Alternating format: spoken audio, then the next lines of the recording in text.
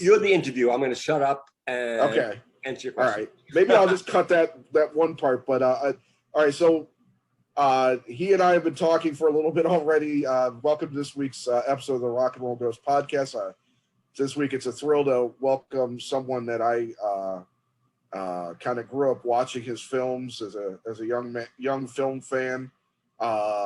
James Foley. Welcome to the show, James. I hope you're doing well today.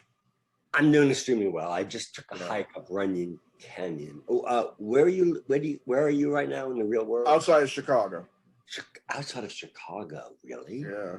Who lives outside of Chicago? A lot of people. And you go up, there's this canyon, Runyon Canyon, right by my house, and you go up it and you see the Hollywood sign and all of LA, and it was so beautiful, 75 degrees. I've been here since 1970 something, but I still am a guy from Staten Island who sees palm trees at golden hour and think, wow, I'm in Hollywood. Yeah. Well, that's pretty, when you were before, we might have it as a special clip where you were talking about The Exorcist and The Godfather and coming upon film shoots and marveling at the production, the size of it.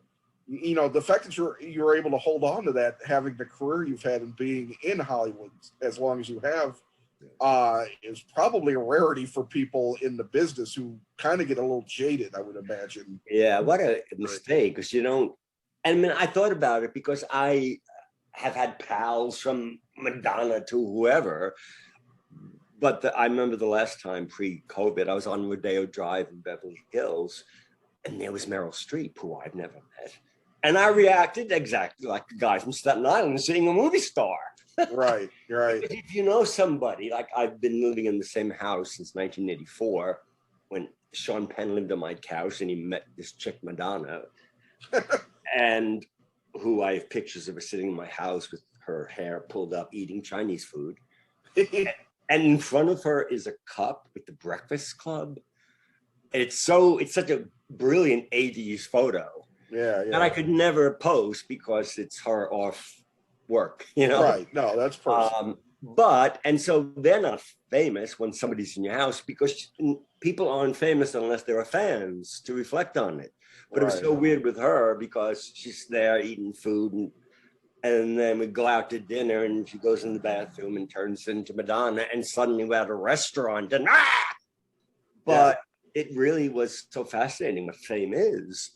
Yeah. It is an illusion. Yeah. Which I saw in Meryl Streep. Yeah. And so I like what you said because I still am, maybe more than ever, kind of thrilled that here I am. And I actually feel like I'm yet to make my masterpieces. Okay. But thankfully, you're not forced to retire in Hollywood. No. And Clint Eastwood is how old? 92, 93. Hello. Yeah. But I feel like I finally got it, and now I'm ready. That's great. That's great because you've done some fantastic films, and God knows how.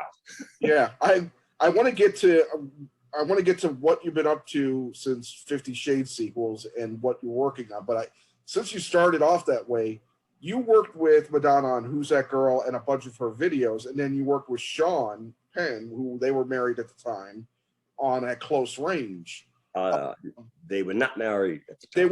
They were in that. Yes. Yeah. First, I guess just tell me about working with Madonna. Obviously, you had a good relationship with her. You did a bunch of videos and you did the film. Yeah, I have, and this is one of the great things about this gift of getting older, that I'm very clear now about what is it that has my name on it that I feel is mine, like an auteur. And 2 music videos of Madonna, Papa Don't Preach and Live to Tell. And Live to Tell was for the movie At Close Range. And so video is an old school MTV where you're combining images of her with the movie. So, but she was, because we made Papa Don't Preach, Live to Tell, and True Blue, which was made, oddly enough, only for outside America, because at the time she was so hot that Warner Records felt like she was just oversaturating MTV. So we made a video, but Papa Don't Preach is, as I said, I grew up in Staten Island. So Papa Don't Preach is the most pure auteurist work I've ever done, every single shot. And the reason we shot it there was because me and Madonna are sick. I had like an Alfa Romeo, I was so young. And we're at Warner Brothers a lot. And she says, where do you want to shoot it? I say Staten Island. You know, she's from outside Detroit. Yeah. Very much a chick from outside Detroit. And she says, why? Staten Island. And I said, because I grew up there, went to high school there. And if I shoot a video with you, everybody will know what a big cheese I am. And she, another part of Madonna people know, she just started laughing so hard that she couldn't stop. And she was at that time the only person, because the usual template, I think still is, that the record label pays for the video and then deducts it from earnings. But she didn't do that. She paid out of her own pocket and owns the copyright. That's great. And so the reason the auteurist thing was possible was because she was in that position. And by the way, shooting it in Staten Island, I said, of course, we have to shoot on Staten Island Ferry. It's iconic to my life. And so to do that, we had to buy a ferry for X number of hours. Right. And you got to be from, you know, the Staten Island Ferry, right? I mean, I know it. But so if you're from Staten Island, it's like part of your thing. It's this how you get to the city. Right. And so the video, when you look at it, and when Rolling Stone actually talked about it, is my best auteur thing, because she was, for whatever reason, did whatever I asked her to. She believed in it. Right. And the Staten Island thing is mine. And I remember Warner Brothers Records wanted to be involved in some way, and she just simply said no, and you're not allowed to come to the set. So it was like there was nobody looking over my shoulder. It was me and her. Yeah. And she totally, what's the word? Became this character, but the thing I want to say, because I'll say too much, is the unique orgasmic pleasure, thank God for the technology, to have made something, a couple of things that have risen to the level of iconic, which only happens decades later, and would never happen was there not YouTube and everything else. So Papa Don't Preach is on her channel with 190 million views, more than Vogue, which of course I immediately sent it to David Fincher, who I know from House of Cards. Papa Don't Preach has more views than Vogue. Although Express Yourself is a better video. Anyway, what is amazing is I discover, who owns YouTube? A little company, Google. Who knows a lot about me? So suddenly on my homepage are videos I might be interested in. And there are this slew of young influences from around the world, like young Black girls in Nigeria who have their own channel. And they look at old school videos and they're seeing them for the first time. They've never seen them. Right. And in 2020, there are endless Pop It Don't Preach. And the influencers are watching it, and you see their face of this 17-year-old Black girl in Nigeria watching my video and loving it. Yeah. And then up comes, American Dad, I think it's called, that animated. Yeah. And there's a parody. Right. Of whatever the character's name is, a cartoon character, who is imitating the video. Yeah. Which came out in 2019. And I'm thinking, what? You can't make a parody unless you assume the audience will get what they're parodying. Right. And to me, it was like, they know what it is.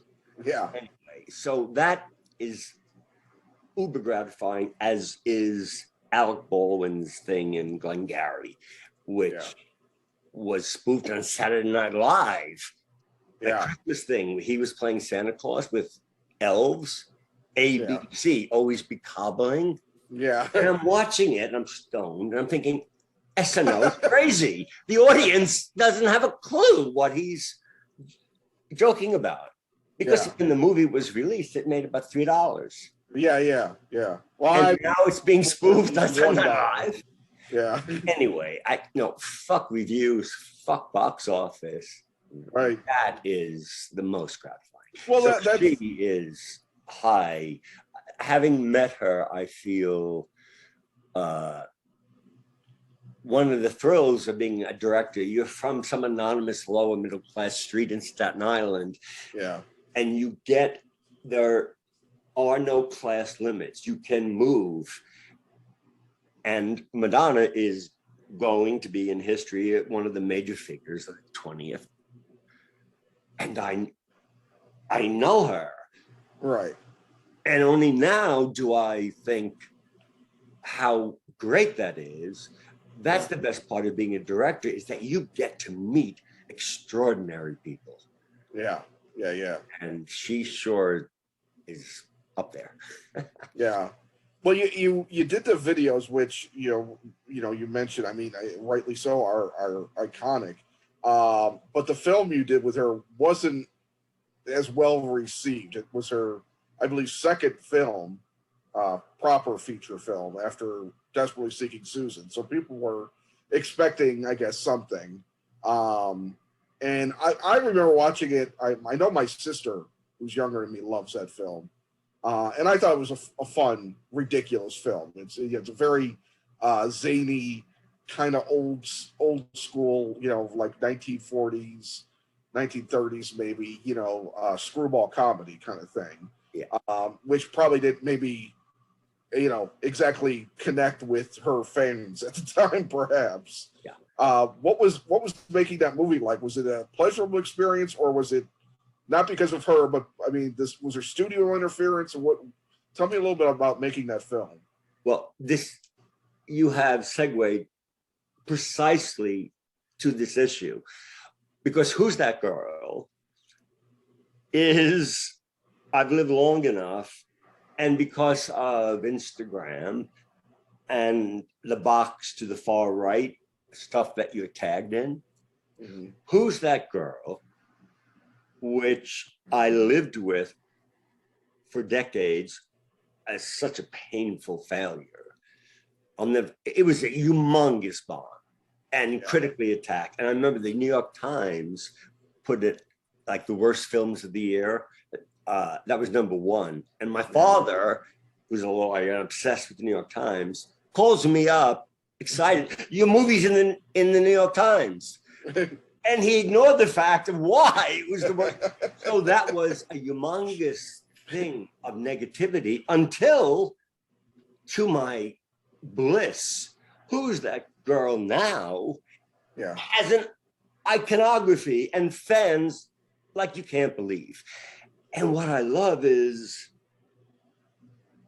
it's contextualized now as something so positive. I swear to God, on a level that, and so I've gone from and if there was no internet or even VHS, it would have been a flop, and I would have borne it around my head as a flop. Yeah. Now it's like, it's not a flop Right. because 20 somethings love it. Right. And by the way, I personally, when I made it, I thought it was so awful. And about the script, it's all my fault because I signed on, but I never forget, we had to start shooting, and the script is awful, but we had plans to make it better, ran out of time, and I sat in the writer's child's bedroom in New Jersey. It's really humid, to read the draft that we had to start shooting. And I sat there by myself. I was going to say crying. I wish I had cried, feeling like, okay, this is god awful. Yeah. But then you start shooting and you do it. Yeah.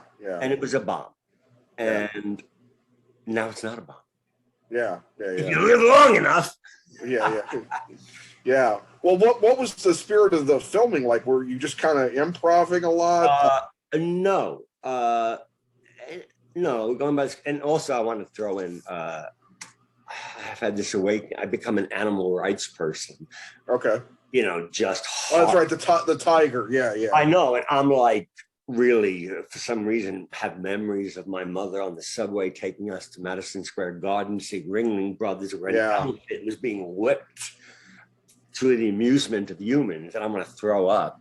And I'm about to use my followers, because of 50 Shades, crazy people, there's lots of them, just because I want to advocate.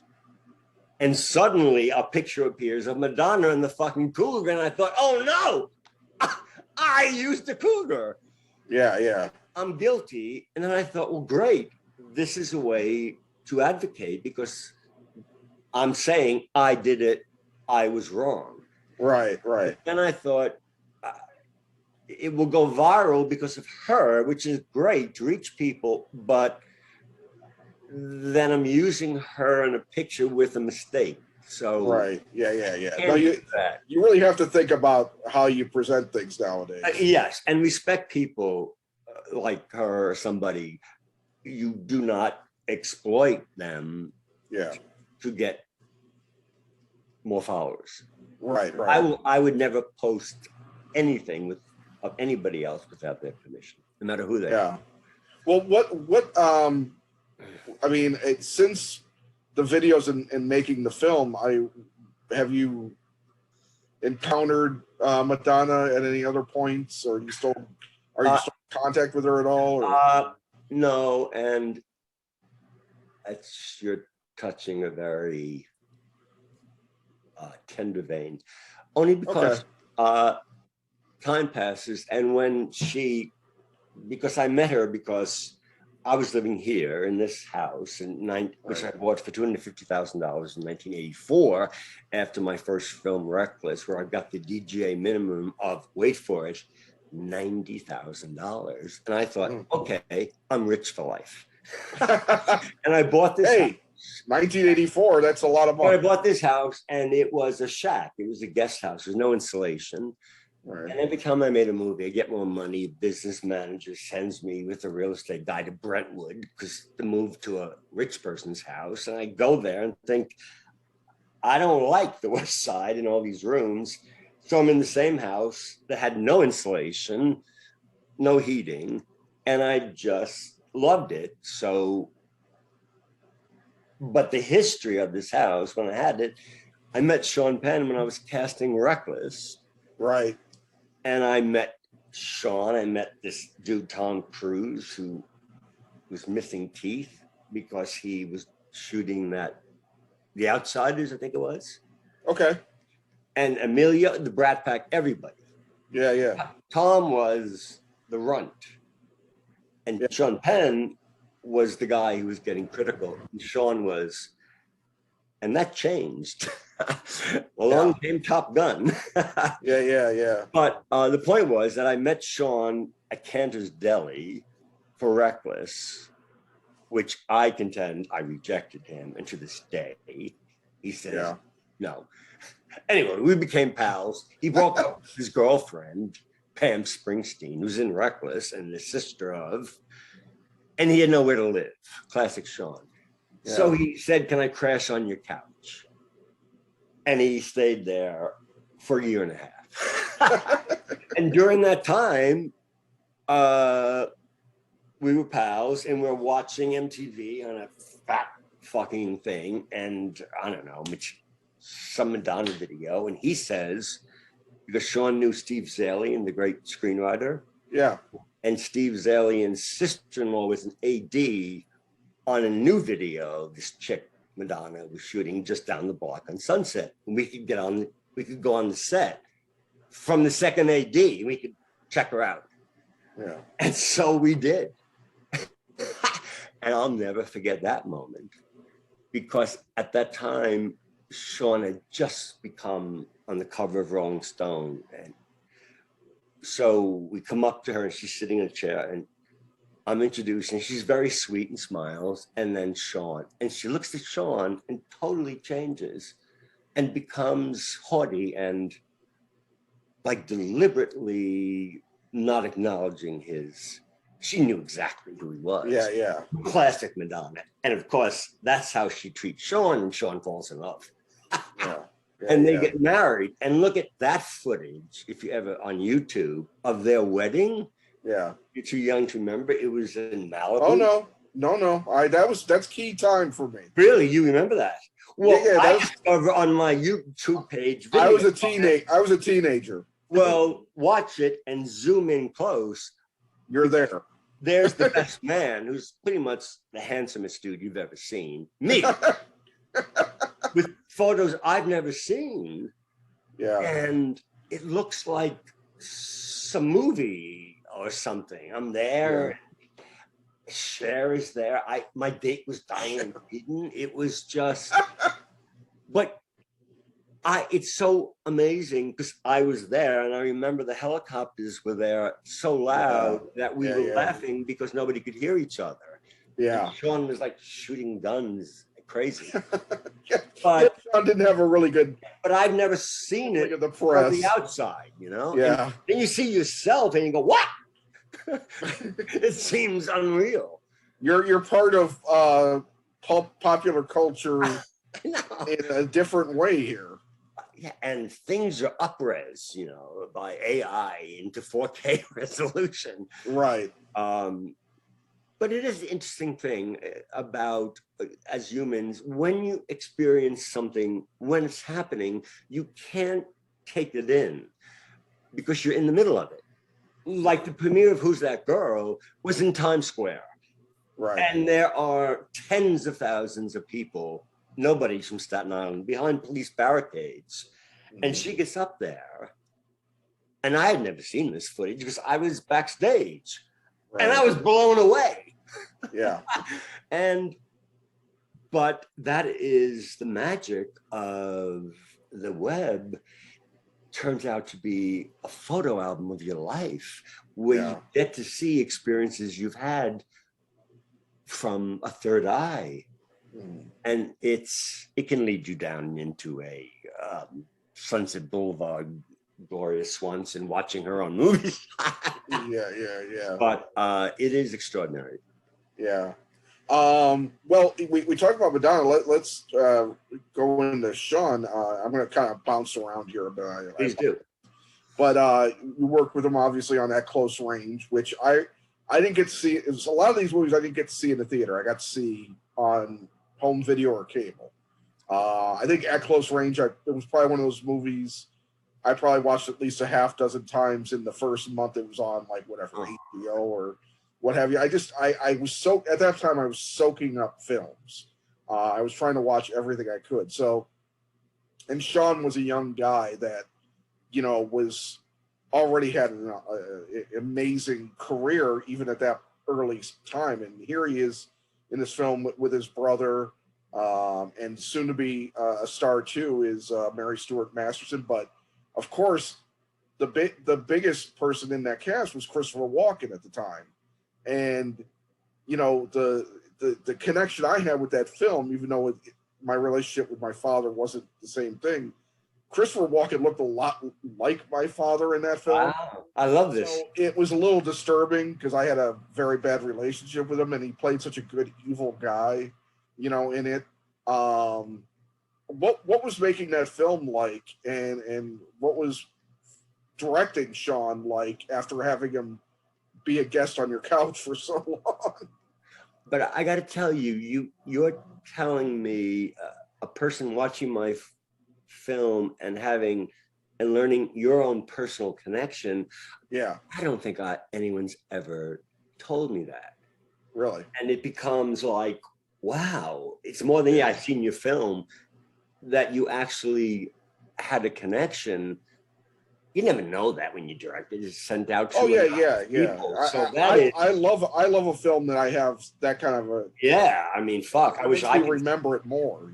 Sometimes. That is great. And by the way, that movie made no money, but yeah, and it was the first movie, because Blockbuster was brand new VHS. It was the first movie that made more money on after whatever it's called, home video, than it did in the theaters. But talk about lucking out of its iconography. When I meet people, even actors, they think your Close Range must have made $100 million. Right. Because they see it as something that is incredibly successful. And what was great about it was how it came to be. And again, it's about auteurism and being able to do, because the politics of Hollywood was, Sean's living on my couch. I make Reckless. And before Reckless came out, I'd graduated from USC. I was a star because a USC student is very attractive to a studio because they've never made a flop. Right. And it was, and because of Lucas and Milius before me, if you came from USC cinema, that was good, and you have no blotches. So it's weird. I only realized it now when I saw a photo of myself on the set of Reckless, and I'm 27 years old, and behind me is the whole crew. I've never worked on a movie before, and they're all older than me, and I'm standing there like, I should. I didn't get an entry-level job and work my way up, but I look at it and I think, what drug was I on where I look so like I should be the director? Yeah. But no, I get that, because back then people don't realize that, it started to become a thing in the 90s and on where younger people were directing. But I remember John Singleton was the youngest person to be nominated for a Best Directing Oscar. Yes, I knew him. It makes me so sad. He used to be USC, and we had. But I mean, it's like, but that wasn't a normal thing. They normally worked your way up. You went through rooms, and you weren't a 27-year-old kid talking to a bunch of guys in their 60s working for them. And I never, because I was inside my head, I didn't see myself as young, obviously. Right. And now I look at it, and and photos of myself on film sets that I've never seen. And it so clashes with my memory because internally, don't tell anybody, I was not anywhere near as confident and cocky looking on the outside. On the inside, I'm terrified. Yeah. But I'm there, but it hit me. Why did I think I could get a job in the movies, but I'll be the director? Yeah. But so anyway, before that movie came out, I was hot beyond belief. Yeah. And let me tell you, I've experienced being hot and not. Yeah. And the movie opens, and the LA Times, which at that time is the LA Times, New York Times, and the LA Times has this story. I had done an interview with a guy whose name I forget, who was a film journalist and he interviewed me before the movie opened because it was so hot. So it was all about, then the movie opens and it's a flop. So the LA Times published it and changes the headline to, "When What's Hot Cools Off." Yeah. And that was a gut punch, because it's the first time look, if you make a movie and it gets bad reviews, sorry, nothing is worse. It's so public. It's the worst feeling in the world. Yeah. So Sean, who I was still friends with, sees the movie. Now he's girlfriends with Lady Mary in Downton Abbey, Elizabeth McGovern. And he calls me up and says, we saw it and we didn't like it. But I'll always remember that because when he said it, I didn't feel bad at all. And then he gets the script to a close range and he says to the producer, I'll do it if Jamie Foley will direct it. Now, I directed Reckless, which was a flop, and they were like, what? Yeah. But Sean used his power to say he'll only do it if I did. Now, I saw Sean not long ago. Don't tell anybody, but I only now am I able to realize I should thank him, because you don't want to feel that way, like he got you the job. But looking back, for any actor to say, I'll do it if you hire this director who nobody wants. Right. And how that, anyway. So. Well, a lot of people have gotten, assistance from, like, I can think of somebody like the difficult relationship that Kevin Reynolds and Kevin Costner had. Oh, that was always fascinating. They kept having these kind of breakups and, getting back together. And Costner even, I think, produced Nui or whatever that film he did. But they were always kind of at each other's throats in a lot. I was always fascinated. Got back together. Where is Kevin Reynolds? I don't need that's I actually tried to reach out to someone and to talk to him, and their people turned me down. So I don't know. Because he was a contemporary. He was Well, he did a lot of really cool films. He did I'm gonna blank on the movie, but it was with Judd Nelson and with Kevin Costner. It was set in the he definitely made some Vietnam War that was really good. Exactly. But that the dynamics of relationships and power and stuff. And another thing I discover is the premiere at close range in Westwood and it's this from the 80s, and it's a news report from Connie Chung. And it's all about, it's on Entertainment Tonight. Okay. But it's been upraised. And it's about this premiere of the movie and about all these stars who are coming. And the stars are Cher, or Jane Fonda, or like Sarah Jessica Parker, so young. What's her name? The chick, young girl, Steven Spielberg, Drew Barrymore, like a child. Yeah. Everyone's so young, and it's the 80s. And it was all about, because Sean and Madonna were so fucking hot. So they were covering, would they show up? And they show up, and I'm seeing this. I'm not in it, by the way. And she is so fucking beautiful. Yeah. And I look at it, and she's such a star. And it was so big news, only because she went. Otherwise, it would be ignored. And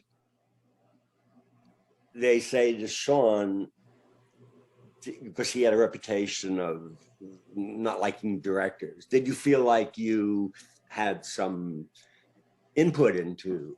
And he said, I had a director who listened. Mm-hmm. And they walked in. But I'm watching it like a fan, like, wow, Madonna. And and then, so that clipping, and to see, and Don Johnson was there, which blew my mind. Yeah. Because of Dakota Johnson. Yeah. And in between, I knew Dakota's mother, what's her face? Melanie. I knew her because she was a contemporary, but then I'm working with Dakota, and I somehow forgot that. Until one day I'm on the set and there's Don Johnson. And my first thought was, why the fuck is Don Johnson here? And then Melanie shows up. And it was so weird. But all good. Yeah. And by the way, I just want to say, Dakota Johnson, I now feel, because when those movies got made, I watched them and I just thought, this is the worst thing that's ever happened. And, you know, you have to have that first screening as a director where to show it to the public, like recruited audience to get off of Hollywood Boulevard, but they're strangers. And it's always a horrible moment. And this was, though, I thought I had to go. And I'm sitting there literally, and they've recruited mainly women. And I know the movie makes no sense. And the audience starts reacting to it positively, laughing, clapping. And I swear to God, I thought, these are idiots. Why are they? And I made 2 of those movies. And if you ever watch the 50 Shades Darker and the premiere of that, I'm fat and unhappy because I hate the movie. And I had to go back and edit the next one, which I've seen an assembly of, and it's worse. However, by the time the last one gets released and there's a premiere in Paris, the biggest thing I've ever been to, I had made peace with it. Yeah. And I look great. Okay. And now I feel like I don't know what the movies mean. However, I've grown to respect. We're talking about hundreds of millions of women around the world, and among them are PhDs and everything else. And I remember Universal sent me a People's Choice Award, Best Picture, and I just was like, put it away until I opened it. And it's quite heavy, by the way. And I thought those things could be used in an assault. I know, but I actually thought, wait a minute, it doesn't matter if I get it. I respect the fact that somehow all these women were satisfied by it. Yeah. And I don't understand why, but I'm happy about that. And I just wanted to say, Dakota Johnson is so pivotal in making those movies work. Yeah. Because the scripts are all over the place, and she would come in the morning, because my thing is with the actors, pull them out of hair and makeup, block the scene, and pretty much every day, because it was being constantly rewritten. Because remember, we're doing 2 movies at the same time. Right. And the scripts are like, for reasons I won't bore you with, we thought we were going to have more time. So Universal is paying female script writers to come in for like $200,000 a week to work on one section of one film while I'm shooting a scene that's later. Right. So we were getting the sides, and Dakota would come to the set and curl us with the sides and say, quote, Foley, the scene makes no sense. Right. And I'm standing there and we have to shoot it. Yeah. And I have to shoot it. Right. And I thought it made no sense either. And it was the first time in my life, because I always was with the actors, I couldn't defend it. Right. So. Well, it was like a moving train that couldn't be stopped. I mean, yes, but the magic is. Yeah. Dakota, I really want to put this on record, because it took me a while to get to it. She would say that, and I agree with her.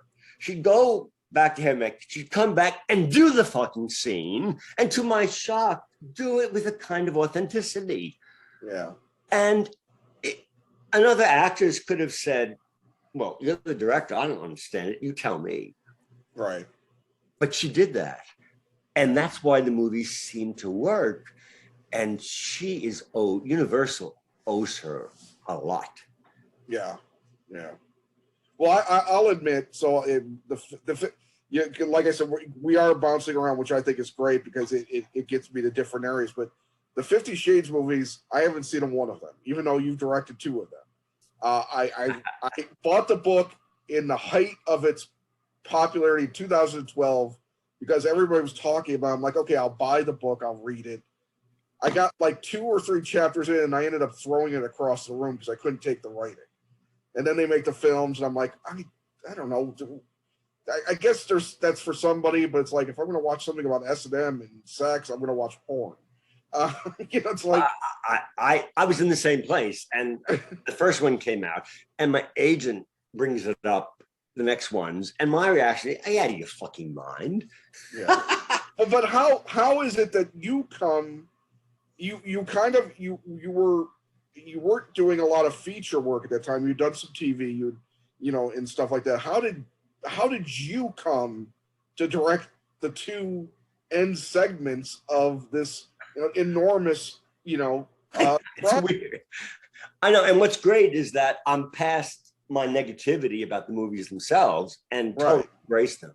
Because what's great is that fans make their collages. Well, when you're in the middle of it, it's hard to, exactly. Even the greatest film, sometimes you can feel like you're losing your mind. But also, it's connected to the idea of being hot or not. Right. And I was approached by Don Langley from Universal to ask if I would be interested because I was hot. You know why? I was hot at that moment, which was a shock to me. House of fucking Cards. Oh, yeah. The long story short, I've known David since back in the day, and David Fincher. And he was going to do this thing, which made no sense for Netflix, a series of Netflix. Because it was the first one. Yes. And no, sorry. I have to admit, it wasn't the first one. Lilyhammer with Steven Van Zandt was the first Netflix show. Forget about that. The first major one. Yeah. But so David's there. But David was the producer, unlike in normal television where the writer is the executive producer, but Bo Willman was nobody, and David Fincher was David Fincher. Right. So he asked me, because what he was going to do is develop scripts and shoot the first 2 episodes and then split, which is what he did. Mm-hmm. And he asked me if I wanted to come on and take over for him, being the executive producer for all of it and directing however many I wanted myself. Mm-hmm. And so I actually went down when he was in prep with scripts and actors, and I was included in all that because I was going to take it over. Mm-hmm. But then I realized I don't want to be a producer and some other director. I don't want that job. So I don't want to do that. But he said, okay, well, direct as many as you want. And so I wound up directing more than anybody else. And you did 12 episodes. Yeah, and the show was a big hit, and I say this with utter sincerity and humility, somehow it began to emerge that my episodes were considered somehow a cut above.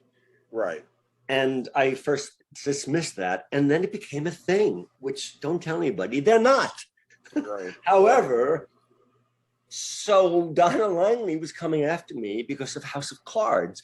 And I swear when I met her, I thought, does she know I've directed movies? Right. And Hollywood is Hollywood, and I was hot.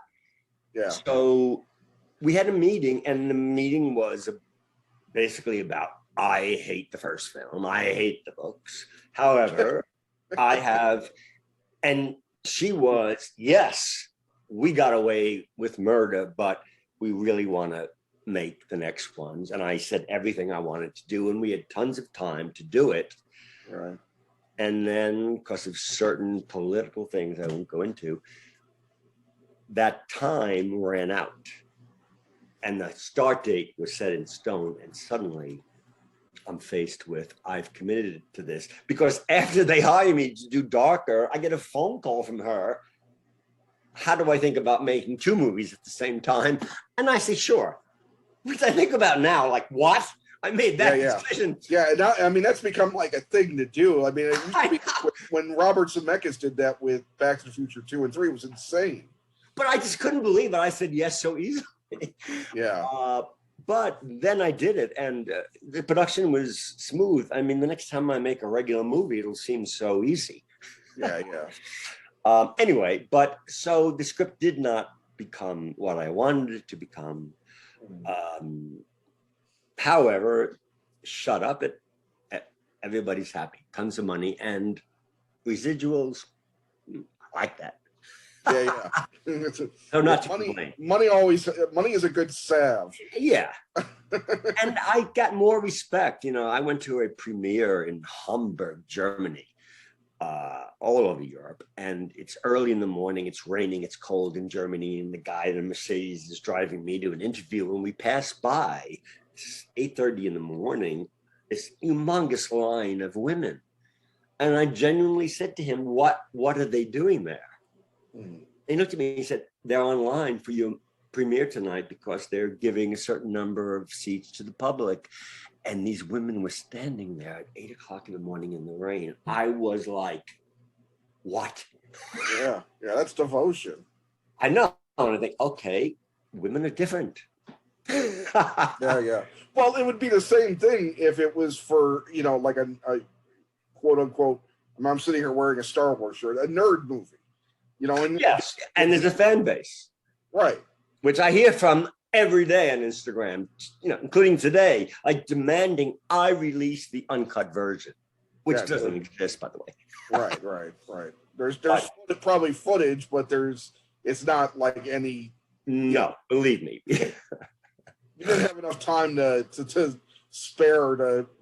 You know, I've never been a fanboy. I know there are and all that, and I respect it, but I realize, you know, it was years ago, and on a daily basis on Instagram, it's incoming about people around the world who it's a present tense thing for. And at first I thought, get a life, but now I think, great.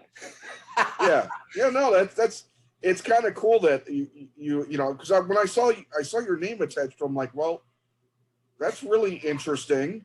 I don't know if my love of your you know, his work was going to make me go see those films at all, but I got to say that I was genuinely like, that's good for him, because you know, being a fan of yours from early, I mean, I you know, I mentioned that Close Range, seeing it on TV. I saw Reckless on cable when I was a kid, you know, so, and Aidan Quinn is a fellow Chicagoan. Oh yeah.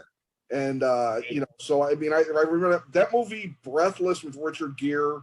There were a bunch of those kind of, you know, dangerous guy kind of movies at that time. So funny.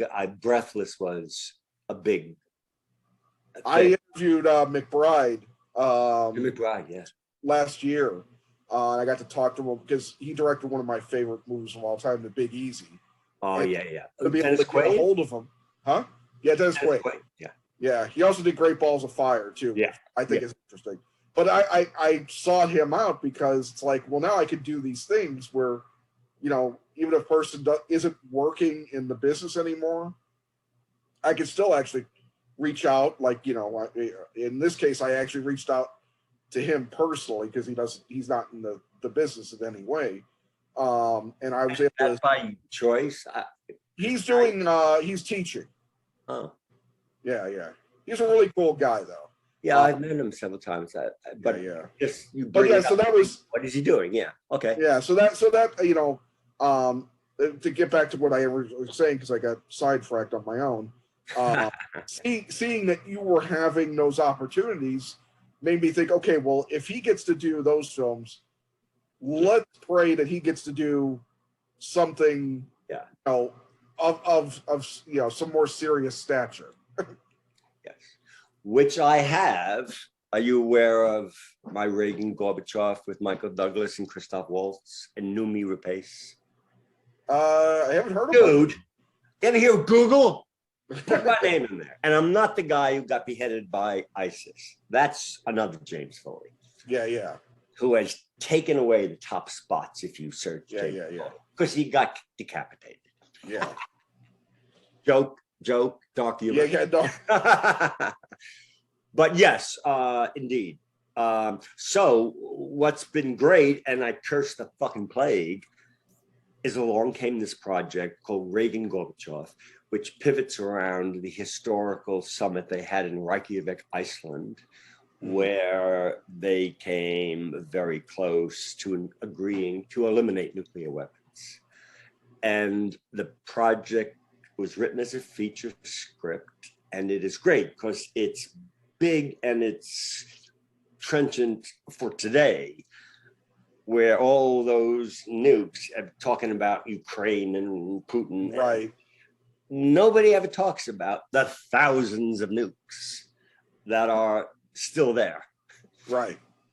And so Michael Douglas signed up to play Ronald Reagan, and Christoph Waltz to play Gorbachev, and Noomi to play Raisa Gorbachev. And Noomi Rapace was in Reykjavik as a little girl. She's, I think, right, region, and happened to be there and happened to be a Raisa Gorbachev fanatic. Anyway, really? Cast from heaven. Yeah. And then Paramount TV wanted to make it as limited 3 1-hour episodes to stream. And Paramount TV is headed by somebody. And then there's this new thing that just came on, which is Paramount Plus. It's called. It's streaming. Yes. But Paramount TV didn't want it on Paramount Plus because they wanted it on Netflix or HBO Max or Apple, because Paramount Plus is B-level. And that whole corporate thing, they're all owned by Viacom. But anyway, what's happened and where I'm at is that this is the dream project that came out of 50 Shades in a way that I could not be better.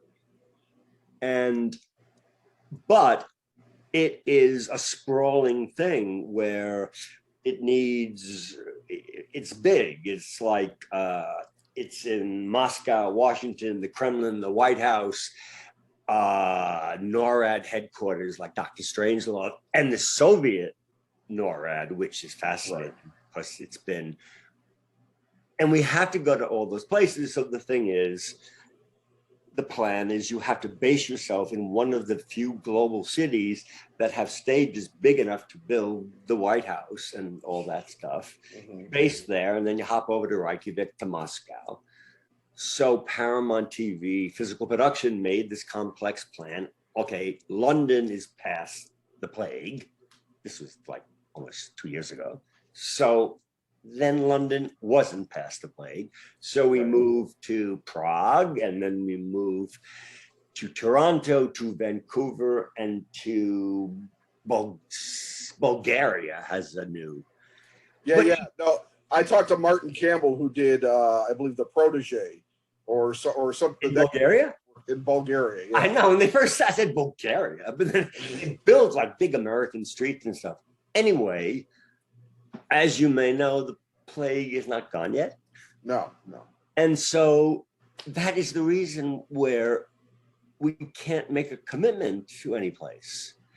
And it's not like Marvel, who can, and however much it cost. Right. Because this is a drama which has a big scope, but we don't have Marvel money. Right.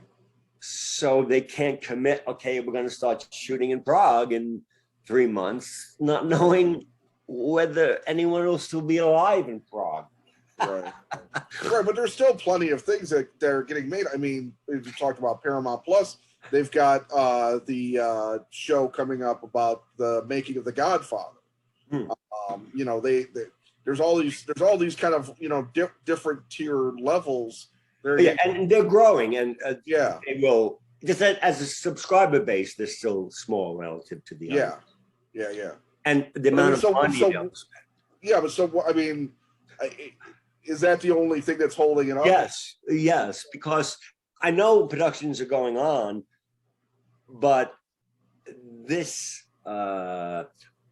strategic plan, in order to get the scope on the screen, given it's a drama, we have to be very efficient. We can't. So it's maybe more because you're bouncing around more often. Yes, and we can't deal with, okay, we're going to start in Prague, and then there's another surge, so we'll move to London, which will cost millions and millions. Right.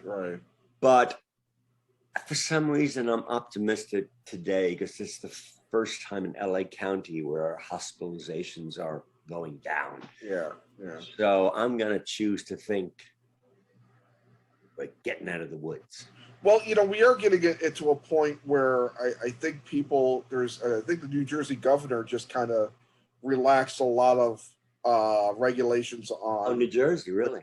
Yeah, and in other countries are starting to, like, we're starting to get to the point, I think, with the science that we're realizing that people who are vaccinated, like by 99 point whatever percent, are resistant, you know, and not getting very sick in any way.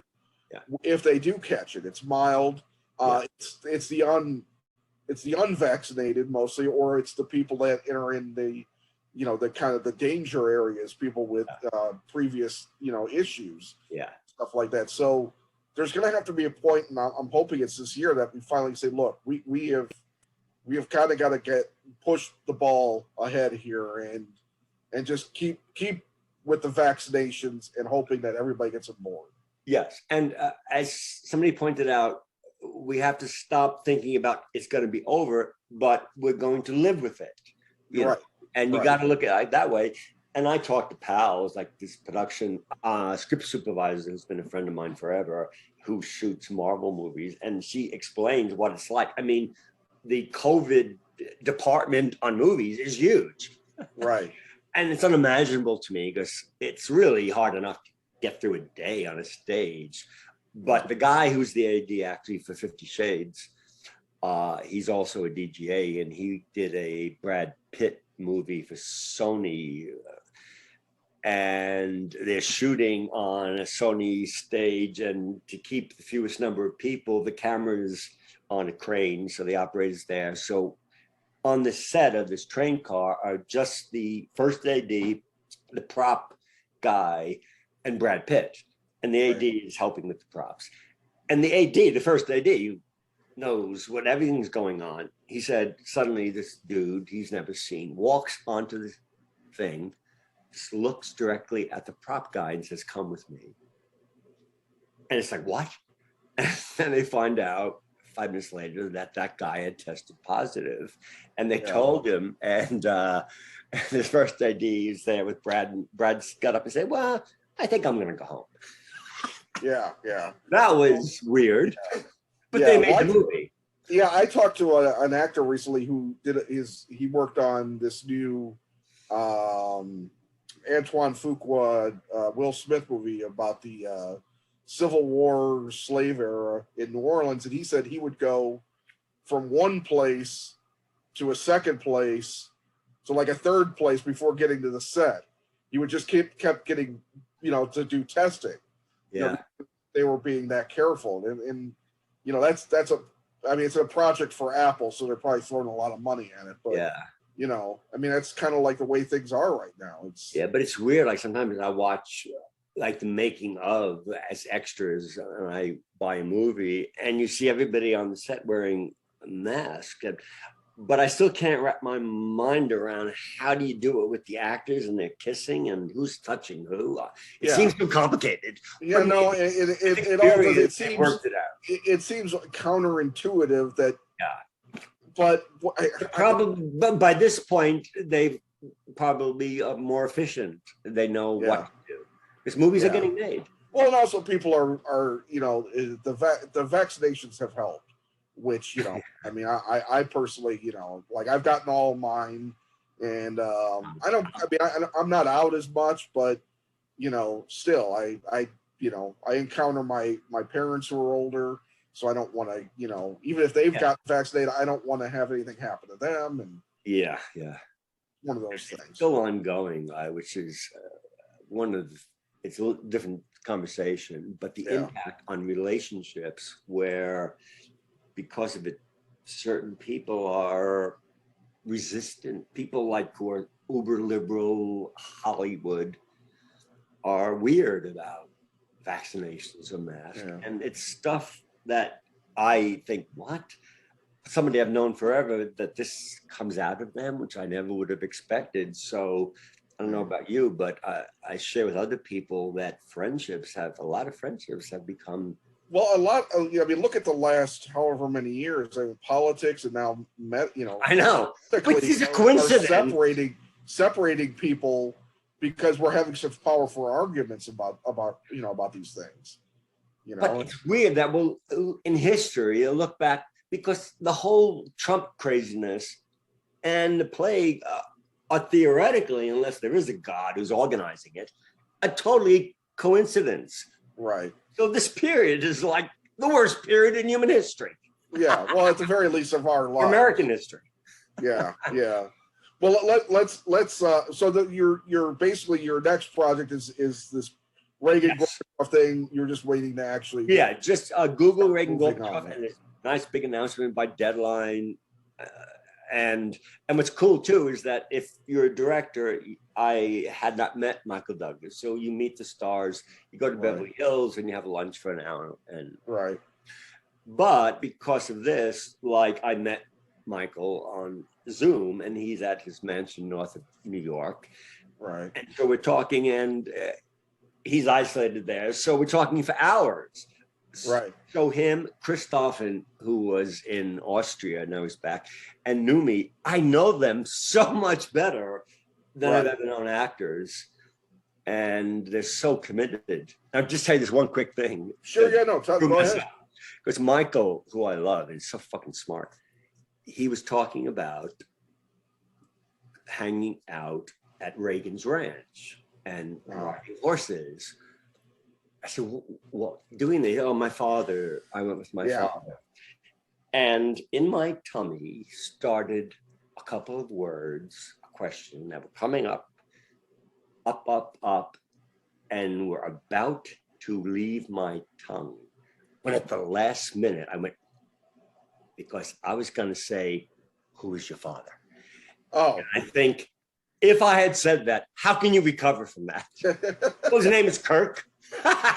Yeah. Well, that's the thing with these dynasties now. It's like, when somebody becomes as big as Michael, it's like, you kind of like, surpasses in a way, because they're still around, and he's had, this amazing career he's been the career since Streets of San Francisco, when I was like a baby, to now. I mean, it's like incredible. That's a great thing to say, because you're right. He is not a sidekick to his father's legend. He is, and he's smart. And he's so, like, he talks to me like I'm the director, and I want to say, do you realize you're Michael Douglas? He has no sense of that. Anyway, I want to make that so bad. I hope it's a testament that you still have the cast. Exactly, they are so committed. And Michael's done prosthetics and stuff. He's obsessed. But he's got more time now to work on the voice and the mannerisms. And then we have to deal with his Ant-Man Marvel. Oh, that's right. Yeah, the third one's being filmed. The third one? There's been two already? I'm embarrassed to say. No, I'm a big Marvel fan, so I know. Who is he in Ant-Man? He's not Ant-Man. He was technically. See, now in the comic books, there was Hank Pym, who created Ant-Man, and then there was Scott Lang, who Paul Rudd plays, who was like a later version, took over the mantle. So this is, for me as a kid, like, all these comic book things were huge. So seeing all these films now, I don't care if they're good or bad. It brings out the child in me to see all the stuff that I imagined as a kid reading the books. Now, in a film, I feel like the kid that went and saw Star Wars when I was 6. It's like, I still get that feeling, which is awesome. Now, we can have a debate about quality and all that stuff and everything. But no, I'm easing into the Marvel thing because Black Panther blew me away. I think Black Panther is a great movie. And then I watched that Thor Ragnarok that the New Zealand guy did. Taika. And I don't know if you've seen it, because I bought it on Apple TV. And there's a little extra where he talks, and he's hilarious. The whole thing is about, okay, I made this movie, and my parents say, great, but you're not what's his name? That big famous Star Wars director. George Lucas? No, younger, big cheese. Spielberg? No, younger. Jon Favreau? No, bigger. Because he's the producer of things too. Oh, J.J. Abrams. J.J. Abrams. So his whole thing is like, sorry, Mom, I'm not J.J. Abrams. So he's so funny. And then the movie was surprising. It's hilarious, yet it delivers the goods. Oh, I mean, I like the series, but the third one's definitely the best. And he's doing the fourth one, which is coming out this year. And my favorite thing, even though I love the whole film, my favorite thing in that movie, and I could watch a whole movie of him, is Jeff Goldblum. Yes. As the ruler of the world. Perfectly. I even watched like the deleted scenes because he's To be able to inject a humor like that, which obviously and best of all, he's with a woman I'm in love with, which is one of the best things about 50 Shades, is Rita Ora. Who just has a small part in 50 Shades, and she's not an actress, so she was like... Right, she did one of the songs, right? Yes, but for some reason, I wound up hanging with her because she was so not Rita Ora pop star. And I remember after it was over, I watched the video that she made for a song for the movie, and she's Rita Ora, and I thought, wow, that's Rita. And then a week ago, I'm outside and I hear Jamie, and I look over, and I swear to God, my first reaction is, it's Rita Ora. And it took me almost a second to say, wait, I know Rita Ora. And she's looking at the house across the street to buy with that director. And we're neighbors. Oh, how cool is that? That's very cool. But it is funny that my first reaction is it's Rita Ora. And then later, I know her. Yeah. No, it's weird. Yeah, no, I think that's actually it's a very charming aspect of your character. It's like real life. Yeah.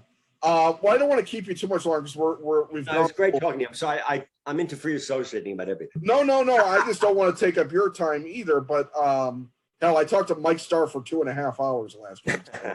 So, that I'm going to try. I'm going to have to start doing my working on how to actually edit things, because most of the time these things just go. Yeah, how do you have to edit yourself?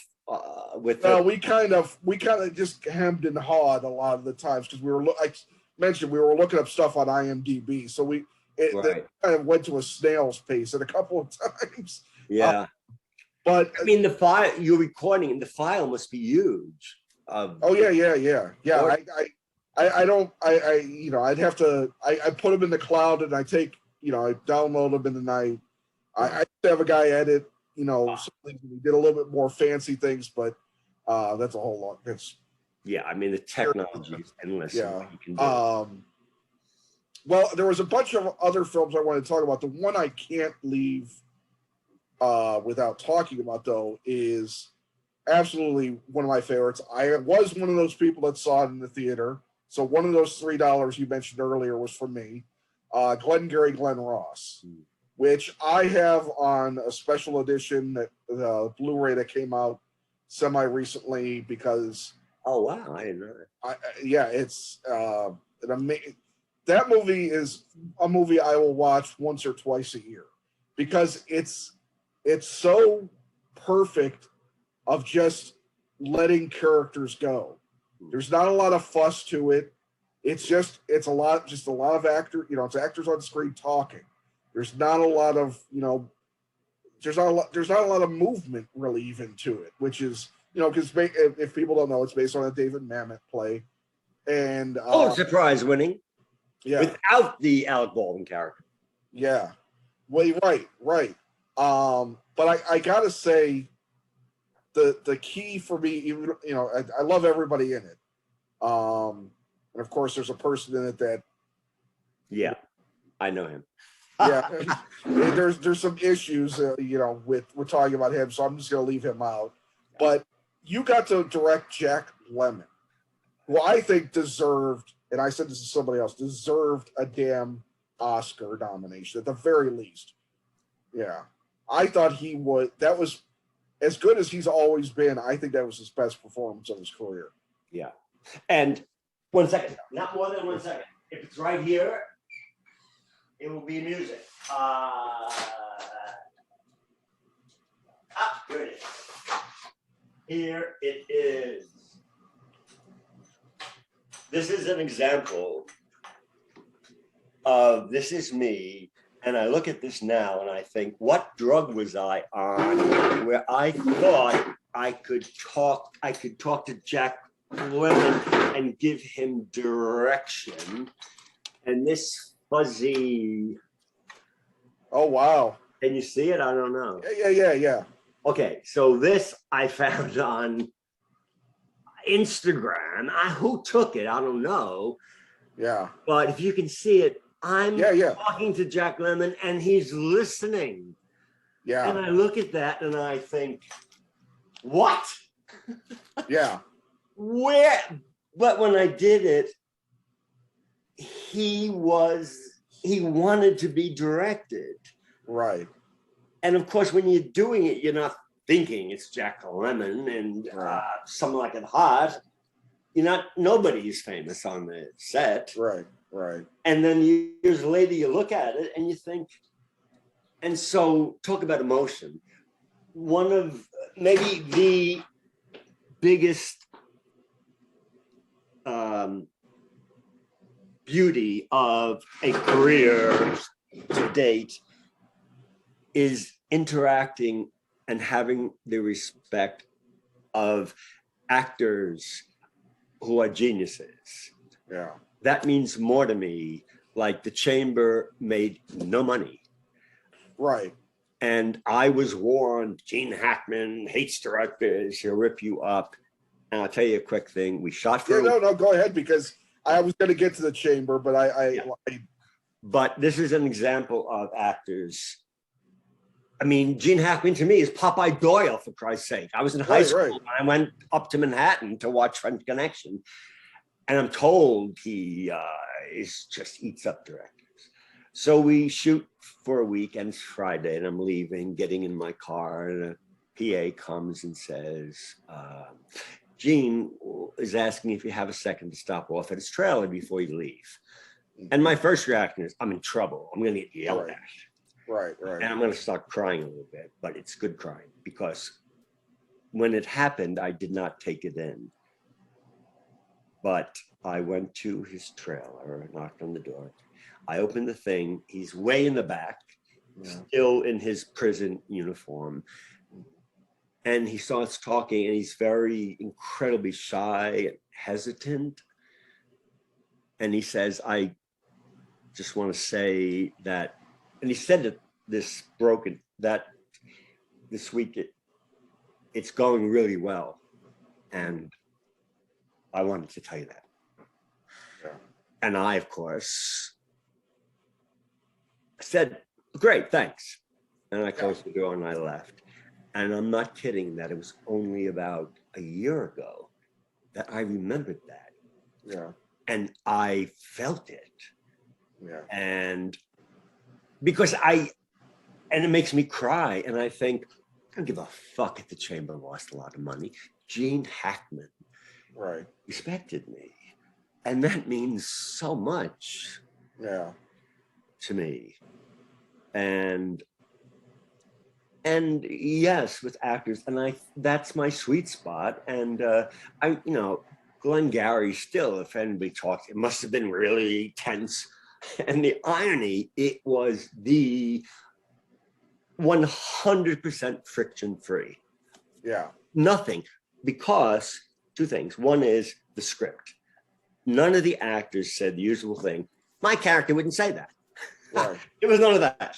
Too much respect for Mamet, I think. Yes, which was great. And B, each actor who was cast were, in real life at that moment, playing a part where they were in the hierarchy of that office was where they were in the hierarchy of Hollywood. Yeah. Lemon having been, Al being, Alec brand new, Ed Harris bitter, and Alan Arkin, crazy Alan Arkin, and Kevin Spacey, the runt. Yeah. And so there was no friction. Plus, we had this incredibly great opportunity, so rare these days, of rehearsing for 3 weeks. Wow. And but it was the easiest thing. Although later I found out that in Trailerland, which I never hear about, that when Alec Baldwin arrived, they all treated him like shit. It's so weird, but it made sense. Right. And years later, I asked Alec. He said, "Yeah, Jack Lemmon, all of them, they were horrible to me." Yeah. That's it, because they were really in character. Yes, and it worked. And so when you watch Alec Baldwin putting his face in Ed Harris, that's real. Yeah, he hated him. Yeah. Well, I was at the time I was a fan of Alex, because I just thought he had a lot of charm. You know, he did The Hunt for October. Yeah, he's a sexy motherfucker.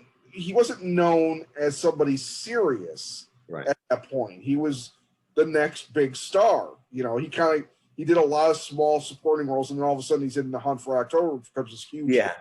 And he has the audacity to turn down the next movie, which, you know, takes the sort of balls I don't think most people would have nowadays. And in that moment, that is probably one of cinema's classic scenes, because it's just a strong scene. Yeah. I've been amazed at how people know Coffee is Closers, and it's so much bigger than the movie in theaters, which made 2 cents. You know? Well, I think there was a movie, I think, and my memory's hazy because I only saw it once, but I think there was a movie called Boiling Point with Vin Diesel and Giovanni Ribisi, where they played like stock market guys. And I think that they were high on referencing Glengarry, the ABC, thing. Yeah.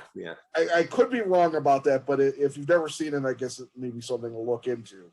Yeah. It's Boiling Point, which is now, I think, another movie with the British actor Stephen Graham where he plays a chef. So there's 2 boiling points if you're searching for it. But yeah, there might have been a boiling point with Wesley Snipes too. I'm not sure. Yeah. But, so some titles kind of get screwed up. But I just remember loving everybody in it. And, of course, Al was good. But as good as Al is in that movie, there's something, he plays it so easy, you almost kind of forget what he's doing. Yeah. But it's Jack that really, every time I see it, I just marvel at the nuance and the depth of that performance, and just wonder why. Why was he raw?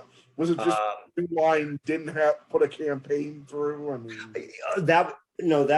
that's the reason. Is because the movie was financed by a shyster real estate guy in the DC area who thought it's about real estate, and so he financed it, and then sold it to New Line to distribute it, and it was like, as a theatrical movie, and New Line, a small company, there was no money, and it was a pre-Harvey Weinstein campaign. If it had been made by Miramax at its height, But what's funny is that I always felt like the Oscars, so what?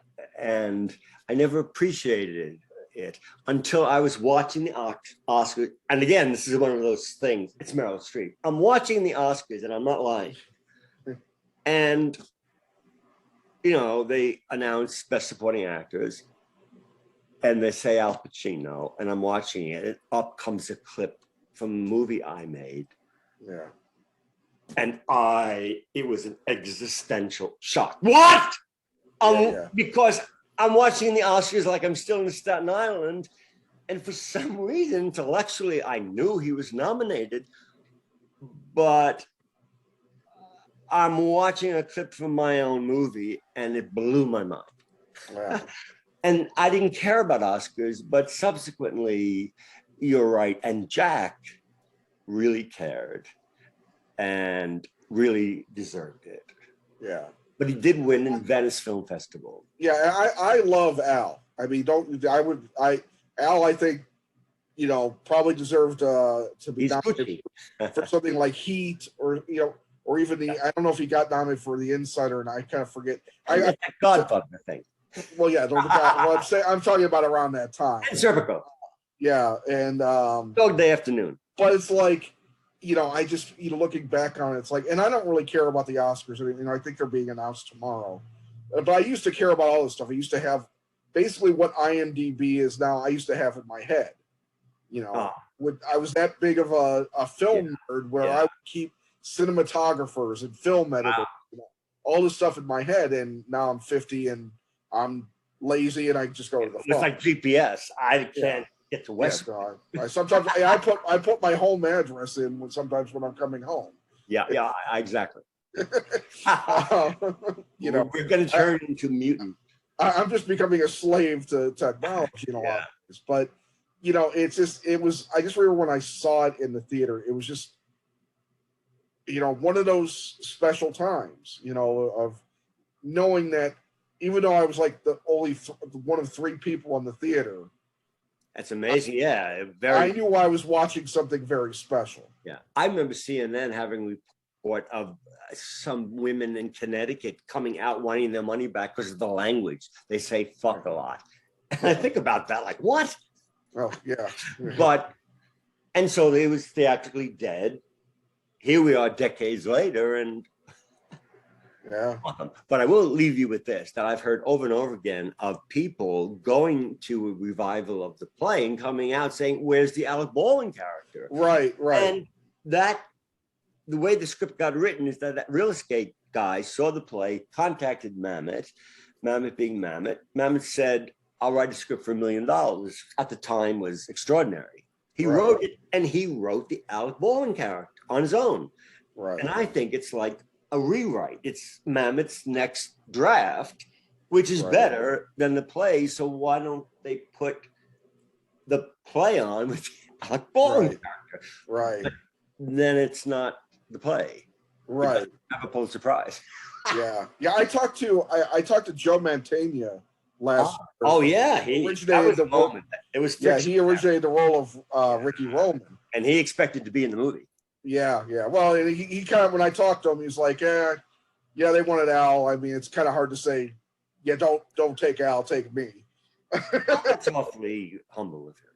Yeah, but I get that too. I mean, there's lots of people that have originated the play that don't get in the movies. So yeah. Was Ed in the stage play at all? Ed Harris's part, yeah. Okay.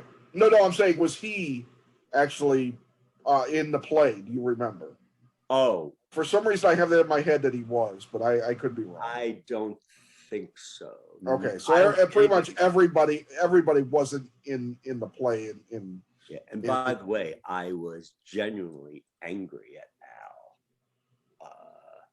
when he did that Broadway thing and played Jack Lemmon, whatever it is, Shelley Levine. Oh, okay. So mad.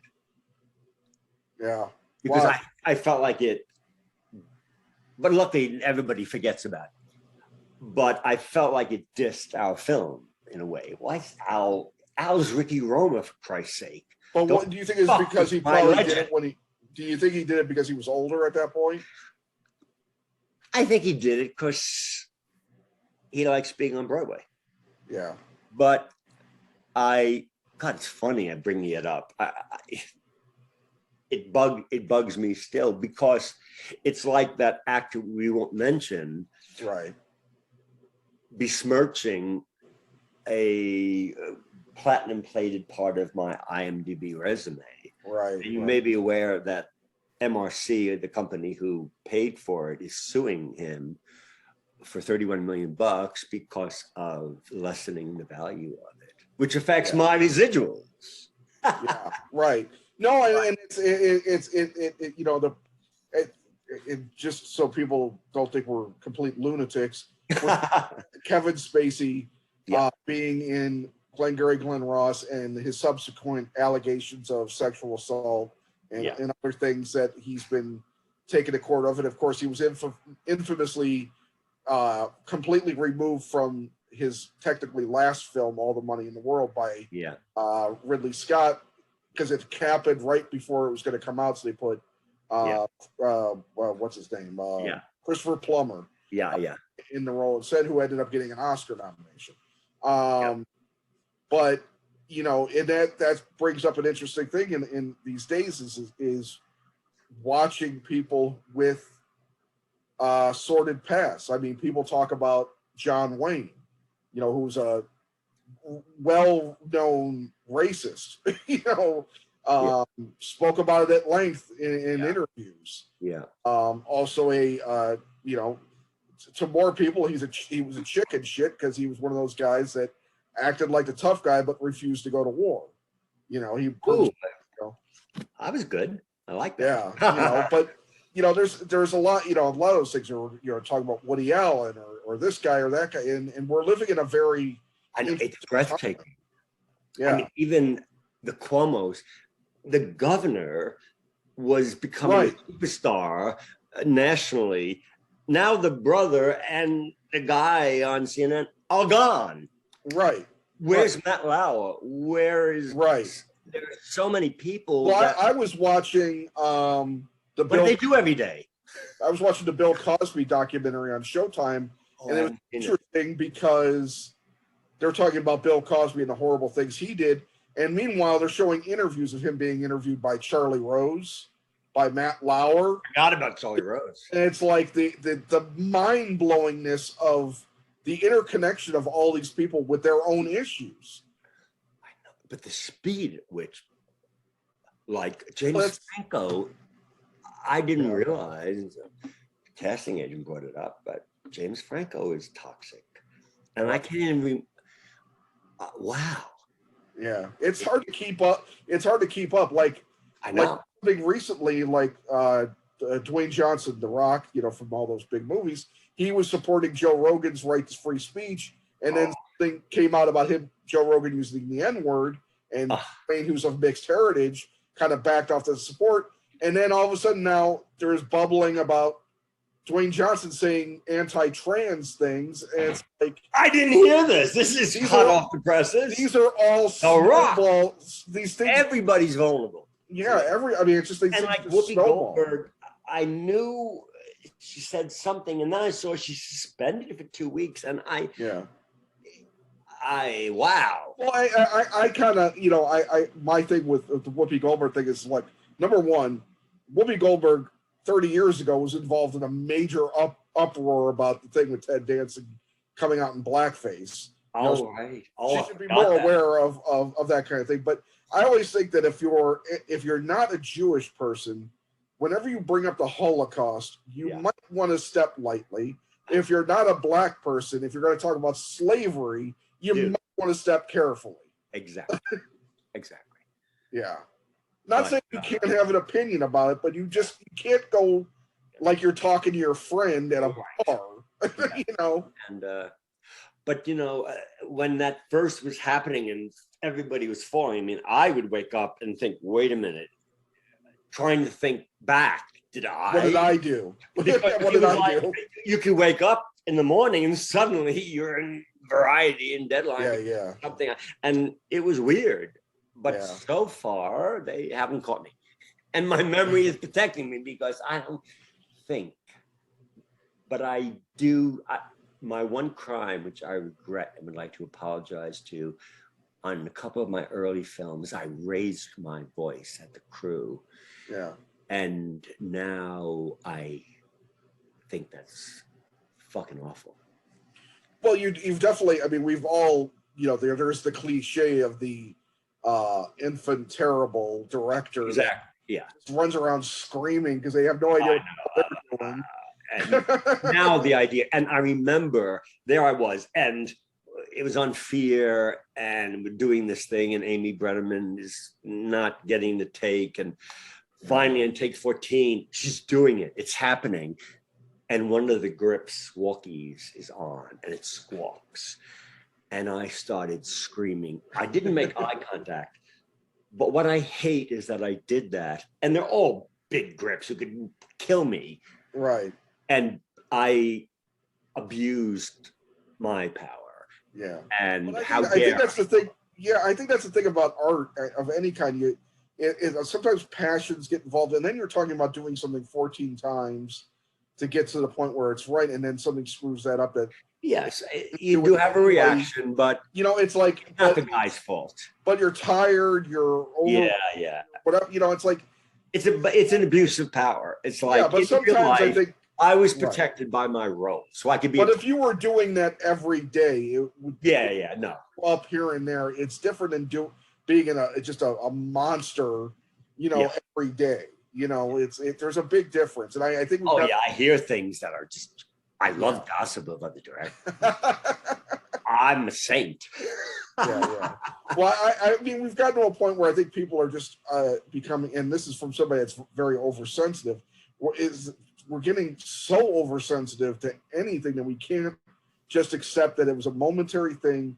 The person didn't mean any harm. Right. Let it go. Not everything is going to knock your world down. There was one thing I'm curious about. Is the Joss Whedon Wonder Woman? Oh, yeah. What went on there? Well, it turns out that it definitely turns out that he was a bit of a toxic person too. Yeah. But there's talks. I mean, there's talk about he wrote years ago. He wrote a Wonder Woman script for Warner Brothers when they were first going to do it, and a lot of women who have read it say it's very sexist. Really? It concentrates on the worst, tropes, I guess, of Wonder Woman. Like it gets very anatomical and things like that. And Charisma Carpenter, who was on Buffy the Vampire Slayer with him, has spoken out about how horrible he was to her. Really? But I guess he was going off on Gal Gadot, telling her, basically she doesn't know anything and do what he says. Wasn't her first language. But why did he bring it up in some interview? I mean, I don't know. Why stir that pot? Sometimes people get an inflated sense of ego and power that they just think that they're untouchable. Yes, and they're talking like I'm talking now, and you're not thinking ahead of what the repercussions. Well, and to pull it back to the person we were talking about Kevin Spacey. Every year at Christmas time, Kevin Spacey sends out bizarre videos. Believe me, they're terrifying to me. Yeah, because it's like, what are you doing? I don't know. Read the room, man. Nobody wants to anymore. You should write this, a science fiction thing of where are all those people? They're not in heaven or hell, but are they all on an island somewhere? Yeah, right. Like, I mean, he has plenty of money. He could enjoy he can't maybe enjoy his life publicly like he used to. Right. And he's not that old, and he's not rich like a big movie star because he owned the most money he ever got was in House of Cards. So I don't know how much money he has, but I'm sure he did pretty well for himself. He lived. There's a video of him busking on the streets of Rome or something in Italy, and I'm like, what? You mean post? Like like playing a guitar? Like post his downfall? Yeah. That's scary. I mean, the Christmas videos those are very weird. They're disturbing. Yeah. And the production value is so bad. Well, they have to be better than my show. No, I think you've got your own distinct thing, and it's good. It's iconic. Well, I think that's a good place to stop. I really, want to thank you for taking the time. It's a true honor to get to talk to you, because I mean, like I said, I was watching your movies as a kid, and I don't think I've seen everything. Like I couldn't remember if I saw like The Corruptor with Mark Wahlberg and Chow Yun-fat. I might have, but I know I saw Fear. After Dark, My Sweet. Okay, so you want to talk about a movie that's like The Exorcist on my list? After Dark, My Sweet is a film of yours. I swear to God, I don't know why. I have known about After Dark, My Sweet my whole life. Roger Ebert gave it one of the best reviews of a film he had ever given a review to. Right. And I still have not seen it, and I apologize for that. Good, because to my surprise, it got bought by Lionsgate, and last year was re-released in a 4K version. Okay. And it is, of all my work, when I talk about what is auteurish, the Papa Don't Preach video, Live to Tell, At Close Range, And After Dark, My Sweet is mine. And and Jason Patrick is simply a mannequin of James Foley. And I'll leave you with this. Well, let me ask you. It was a adaptation of who was the author? Jim Thompson. Jim Thompson. Okay. Oh, it was Jim Thompson. Okay. Yeah. And I cast Rachel Ward, who I had a relationship with a decade earlier before she went off and married Brian Brown and moved to Sydney. And I cast her to be the woman. Yeah. And talk about psychoanalytically. Wow, why did I do that? Yeah. But anyway, it is was that an easy relationship to work with? I mean, well, had that relationship and then working as director and actress? Yeah, it was the first time. And it was bizarrely, and I'm proud of myself, we had stayed in touch. It was a long time later. And that was not a problem, but I didn't really reflect on why I did that, because I had to fight for her to be in it. And I wasn't conscious of what I was doing. Yeah. And Jason Patrick, I had to fight for. And I'll just leave you with this, because on 2 times I said, it's this actor or I'm not doing it, as if I'm so powerful. And the biggest one was Marky Mark, underwear model. When I said to Brian Grazer for Fear, I want to cast Marky Mark in the lead.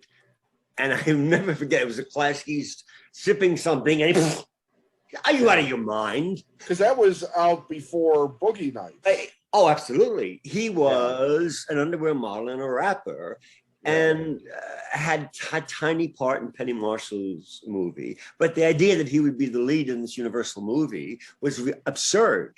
However, I saw him on a billboard on Sunset, and it just hit me. He's the guy.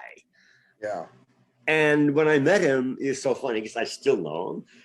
He was like monosyllabic, and he was like, had come in to play a small part of the gang. And I said, and then Brian Grazer said, well, screen test him, but I'll never do that, because if you do a scene of the movie at a screen test, you're making it look like that's what the final version is going to be, which is going to come after months of all that.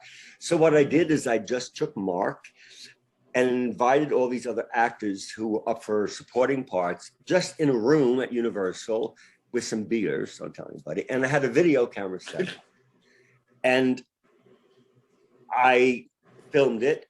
I got what I wanted and showed it to Brian Grazer, just this documentary. And what you saw was little Mark Wahlberg slowly, deliberately, but conclusively dominating all these other guys. And you watched it. And Brian Grazer, who is one of my favorite as a producer, he got it. He goes to Universal and Casey Silver says, you're out of your mind. And Brian Grazer, which I'll always appreciate, was so powerful that he had in his contract with Imagine what's called a put picture, where he can force Universal to make it, and he exercised that. And that's why Mark Wahlberg's in it. And what is great is, to this day, Mark remains a close friend, and at the drop of the hat will tell anybody of appreciation of what I did. In the same way, I need to thank Sean Penn. Yeah, I'm a bad person. Well, I remember liking that film a lot. In fact, me too. I love that film. And Reese Witherspoon is hello. Yeah, she's very good. But it's funny, the song, the Sundays version of the Stones' White Horses. Yeah. And that ended up becoming, now I'm divorced, that became my ex-wife's and our song for our wedding. And it's interesting because it's such a bizarre moment in the film. I know. The playing around on the roller coaster. The roller coaster. But that is, again, has its own iconography. Yeah. And I actually, it's all over YouTube, and I posted it on Instagram, and bam. I love that scene. And what's amazing, I'll leave you with this, because I don't follow money. I'm a business manager, but I looked and my residuals for Fear had been going up, which is counter. And I asked them to ask whatever department at Universal why. And it was the obvious that younger teens, 20-somethings, discovered this movie starring Mark Wahlberg and Reese Witherspoon, new stars, which they weren't at the time. Right. So my residuals have gone up with Fear. That's great. No, I love it when, like, whenever anybody, you know, I like, you know, has that kind of later life source, like, to make sure that they keep, you know, living, is great to me. You know, like, there's going to come a point when they'll figure out how to not pay any of you guys. You know, after the film's done, because they're so close to doing it. Trying very hard, you know, so, you know, but better an absolutely best time to still get money. But I love people, and there's multiple on YouTube who have cut their own versions of the footage of Fear and set it to different songs, a Lana Del Rey and a Billie Eilish song, which was taken down for copyright and then put back up on my page. And in the copyright, Billie Eilish had agreed to let them use it. And I'm thinking, I'm an old coot, and Billie Eilish is giving her song to be in Fear. Wow. That's for a fan-made video. Yeah, that's crazy. That's crazy. I'm the greatest person in the world. So let me ask you as a final question: what, besides working on the Reagan Gorbachev thing, what has your last 2 years been like? Well, I hate you for asking, because I'm at a point of I want to create something, but it's always been the issue of waiting to do the thing you want to do. Right. And a surprising number of things have come to me, mainly like pilots or however many episodes of a good streaming limited series, including doing all the episodes, but nothing has come close to Reagan Gorbachev. So I have passed, but that's always the dilemma of being a director, is that, you know, a normal person, a guy who starts out working at a Ford factory and works for a year, gets laid off, has to go get a new job, gets laid off. That's the life of a director. You're constantly being laid off, and you're getting a new job. And how long do you wait for Reagan Gorbachev to happen? Because if I do something else and then they make it, but that blows my mind. But I'm today ready to kill somebody. I got to have a fucking AD give me a call sheet saying a Teamster's going to pick me up at 5:30 and go to work. And at the end of the day, have created something. So I'm going to take a fucking job, and then Reagan Gorbachev's going to do an episodic show where you just that's the one thing I don't want to do. I'll do a pilot, but the problem with doing an episode, even of the highest, I did Billions, and that was cool. But you're still following a template made by another director. So you want to be part of the process of setting. I want to be created, which is why doing a pilot is very attractive. Because you are creating it. But doing an episode of any of the best shows is still following a blueprint, and all the actors know their characters and all the. So if you see me directing an episode of, I don't know what. Well, this would seem like a good time for somebody like you, who has a history of, you've done commercial fare, but you've also done some fairly serious-minded movies too, because of the resurgence in streaming or HBO. The way TV has become the place for drama. Absolutely. And I'm not kidding when I say I have never been more ready to make what I want to make. Seriously. And but I want it to be good. Yeah. Yeah. I get that.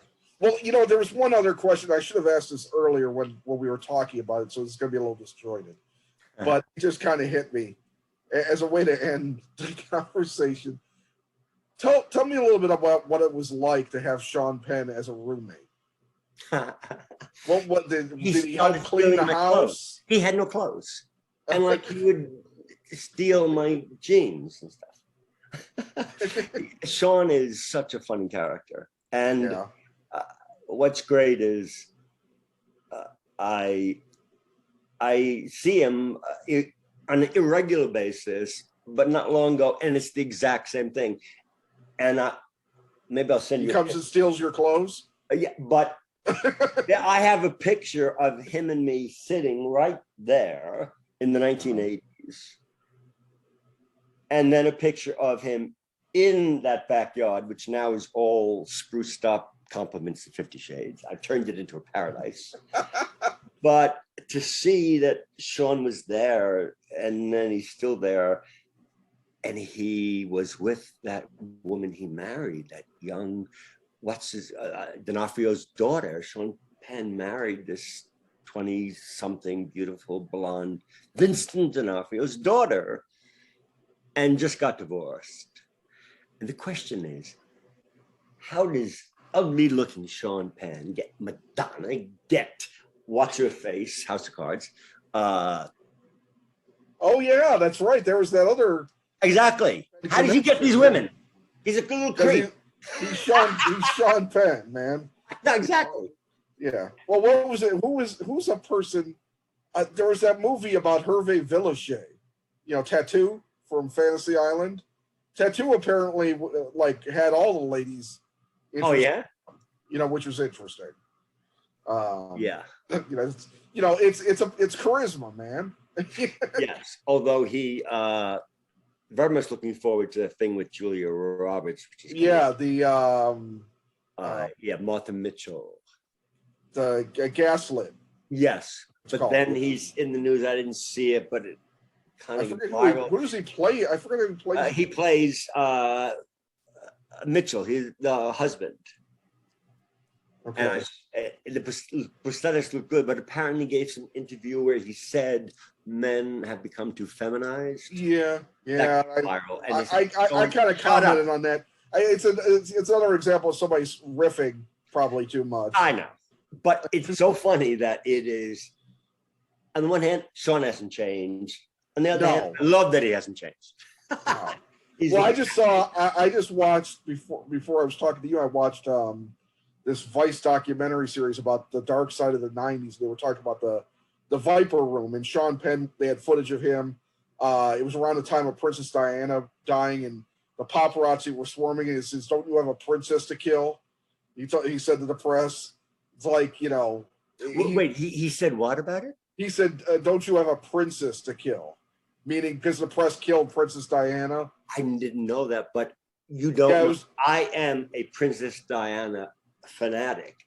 Yeah. So the fact that Sean said that, well, because he was being kind of hounded right around the time. Yes. But I'll leave you with this anecdote. Yeah. Okay, go ahead. I am on my way to the Berlin Film Festival for the premiere of After Dark, My Sweet. Oh, awesome. I'm going to meet up with Sean in London because he and his wife rented a house there to make Shanghai Surprise. So we get there. Oh, yeah. I'm at the Berlin airport, and the West Berlin airport, and I'm sitting in this dingy place waiting for them. And there's people around. They come out, and suddenly everyone around is a paparazzi, and I didn't realize that. So as I'm walking up to them, I was knocked to the ground. Yeah. And then ushered into, I swear to God, a fucking Mercedes, two of them, going 1,000 miles an hour to get away to go to their house. Right. Get to their house. I'm a Diana freak. I say to Madonna, yo, you could call her up. She would take your call and we could go meet her. And Madonna said, why would you want to do that? Oh, I hate her. She was my one in to meet Lady Di.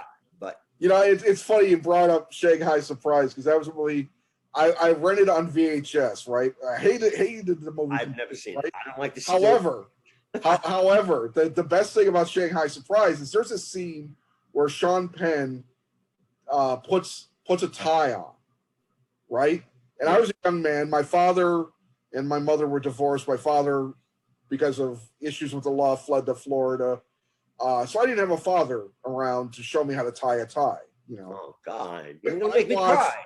No, I know, but it wasn't a bad thing. I had Sean Penn. So what I did was I was watching this movie at 2:00 in the morning, this horrible, crappy movie, and Sean Penn's putting on a tie. And what I'm doing is I grab a tie from my room. I'm rewinding, you know, rewinding. And I finally figured out how to put it because of a horrible Sean Penn Madonna movie. Well, it's worth it. I'm going to tell Sean that story. That would be great. Yeah, tell him all about me because I would love to talk to him. Yeah. Well, James, thank you. Thank you for letting me yap. No, thank you so much. That's why I need to work, because if you're the director, you can talk all day and people listen to you. Somebody hire this man. Exactly, because I'm walking around my house. I don't know what pull. Yeah, I don't know what pull I have. Where's all the crew? I don't have any pull, so I hope you get. I hope you get moving. I hope the Reagan Gorbachev thing. Because maybe when that's done, we get to talk again. Absolutely, guaranteed. Well, you have a great rest of your night. You too, dude. Stay healthy. Stay. And I'm going to be watching. See how you edit it. I will. I'll take care. Maybe you look bad. I'll do my best. Okay, cool. Right, take care. Bye. You too.